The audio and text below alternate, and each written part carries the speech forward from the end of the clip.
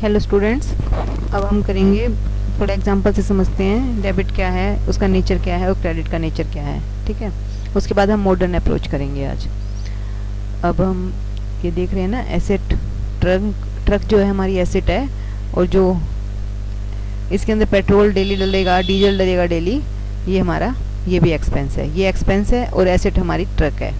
तो एसेट भी डेबिट होगी और हमारा एक्सपेंस भी डेबिट होगा। ठीक है, और इससे आगे देखिए कैपिटल है, कैपिटल हमारी क्या होगी, क्रेडिट होती है। और रिवेन्यू जो इनकम होती है हमें, वो भी हमारी क्रेडिट होती है। इसके अलावा लाइबिलिटीज़ भी हमारी क्रेडिट होती हैं।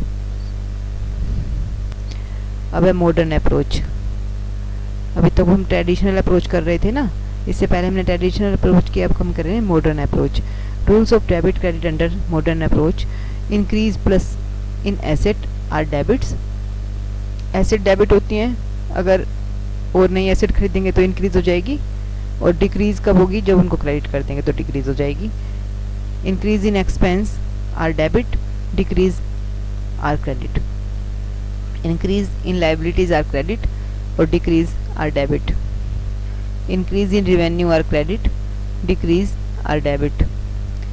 Increase in owner capital are credit और डिक्रीज आर डेबिट। जिसका जो नेचर है, जैसे हमें पता है एसेट का नेचर डेबिट है, अभी हमने देखा ना एसेट का नेचर डेबिट है, तो अगर इंक्रीज हो रहा है तो कब होगा, जब डेबिट ही हम एसेट को डेबिट कर रखा होगा। अगर एसेट को हम क्रेडिट कर देंगे तो क्या हो जाएगा, ये डिक्रीज हो जाएगा। मतलब डिक्रीज करने के लिए जब हम बेच देते हैं एसेट को, या फिर हम डिप्रिसिएशन लगा देते हैं, तो एसेट हमें क्रेडिट हो जाती है ना, तो डिक्रीज हो जाती है वो।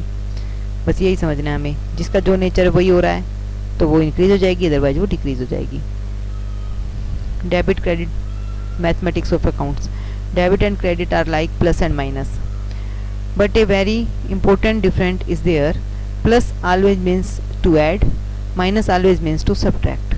Plus means क्या है, add करना है, और minus means subtract करना है, तो हम सबको पता ही है।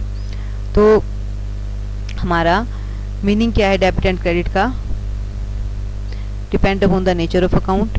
इन case of asset and expense, debit is plus and credit is minus, और liabilities capital and revenue, credit means plus and debit means minus.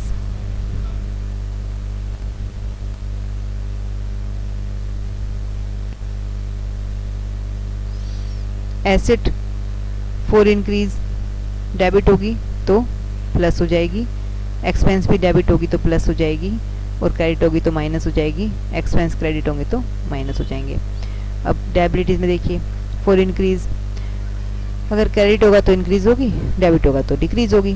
Revenue अगर क्रेडिट होगा तो इंक्रीज होगी, डेबिट होगा तो डिक्रीज होगी। और कैपिटल भी क्रेडिट होगा तो इंक्रीज, डेबिट होगा तो डिक्रीज।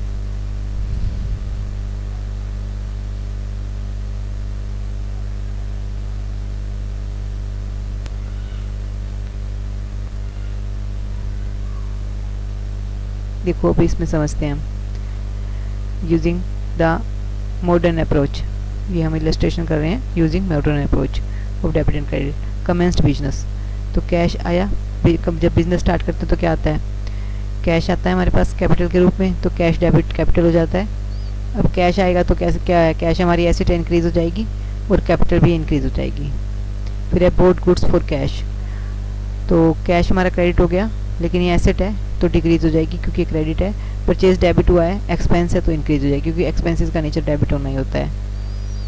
अब सोल्ड गुड्स टू राम, हमने गुड्स राम को बेची हैं तो राम टू सेल्स। अब राम एसेट है तो इंक्रीज हो जाएगी, और सेल्स का नेचर तो ऐसे, सेल्स का नेचर क्या होता है, रिवेन्यू है तो क्रेडिट ही होता है ना, तो ये भी इंक्रीज हो जाएगी। अब सैलरी और कैश, सैलरी का नेचर क्या है, डेबिट ही होना है तो ये इंक्रीज हो जाएगी, और कैश तो डेबिट होता है ना इसका नेचर, तो लेकिन ये क्रेडिट हो रही है इसलिए ये डिक्रीज हो जाएगी। अब है drawings, drawings debit to cash, तो ड्राइंग्स क्या होता है, कैपिटल का उल्टा होता है, इसमें कैपिटल क्या है, डिक्रीज हो जाएगी, और कैश एसेट है, ये डेबिट होनी चाहिए, ये भी क्रेडिट है तो ये डिक्रीज हो जाएगी। अब है कैश डिपॉजिट इनटू बैंक, जब हमने बैंक डेबिट हो जाएगा, कैश क्रेडिट हो जाएगा, तो बैंक जो एसेट है ये तो इंक्रीज हो जाएगी, लेकिन कैश भी एसेट है, ये डिक्रीज हो जाएगी क्योंकि ये क्रेडिट में आ गई। अब है बोट गुड्स फ्रॉम मोहन, तो परचेज डेबिट और मोहन आ गया क्रेडिट में, तो परचेज एक्सपेंस है, डेबिट होती है तो इंक्रीज हो जाएगी, और मोहन जो है लाइबिलिटी बन गया इसमें, तो ये भी इंक्रीज हो जाएगी। Sold goods for cash, sold goods for cash, तो कैश डेबिट टू सेल्स था। अब कैश क्योंकि हमारी क्या है, एसेट है, तो इंक्रीज हो जाएगी क्योंकि डेबिट है, और सेल रेवेन्यू है, रेवेन्यू तो हमेशा क्रेडिट ही होता है, ये भी इंक्रीज हो जाएगी। मशीनरी परचेज, तो ये एसेट है, इंक्रीज हो जाएगी मशीनरी, और कैश भी एसेट है लेकिन ये क्रेडिट की हुई है इसलिए डिक्रीज हो जाएगी। डेप्रिसिएशन मशीनरी, तो डेप्रिसिएशन डेबिट हो जाएगा, मशीन क्रेडिट हो जाएगी। अब डेप्रिसिएशन क्या एक्सपेंस है, एक्सपेंस तो इंक्रीज हो रहे हैं, ठीक है, डेबिट है तो इंक्रीज होएंगे।